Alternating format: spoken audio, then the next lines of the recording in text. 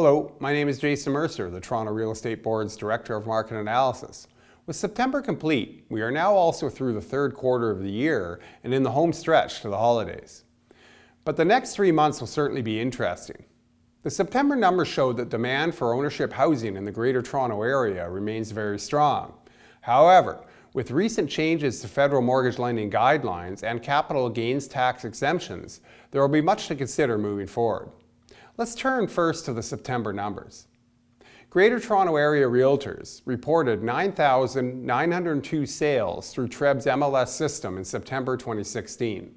This result was up by 21.5% compared to September 2015. For the region as a whole, strong annual rates of sales growth were experienced for all major home types. The pace of detached sales growth was slower in the City of Toronto, and the number of semi-detached sales in the city was down compared to last year.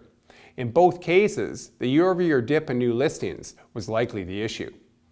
We continue to see strong demand for ownership housing up against a short supply of listings in the Greater Toronto Area in September.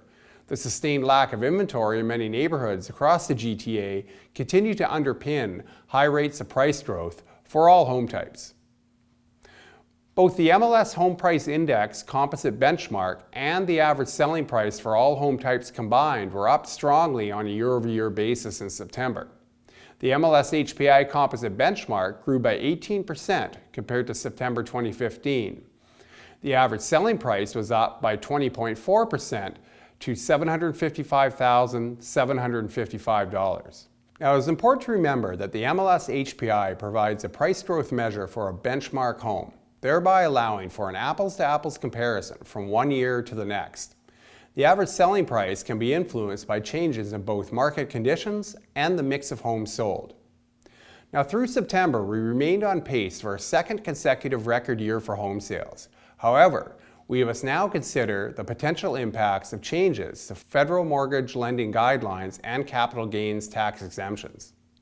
While it is possible that these changes could have an impact on demand for ownership housing in the GTA, the extent of this impact remains unclear.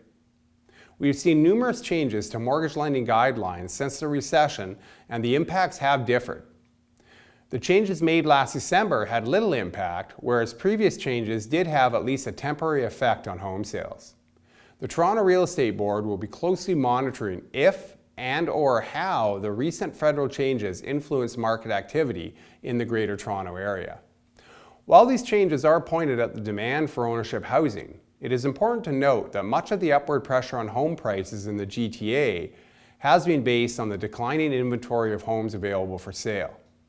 Without a sustainable fix for the lack of inventory in the GTA, it is very possible that we will continue to see strong upward price pressure, especially in the low-rise market segment where the supply of listings is very constrained. As we have seen, the federal government is positioned from a policy perspective to influence the demand for ownership housing. However, policies pointed at the supply of housing are under the purview of provincial and municipal governments. We'll have much to talk about in the coming months. I look forward to speaking with you again soon. Thank you very much. Brought to you by GTA Realtors.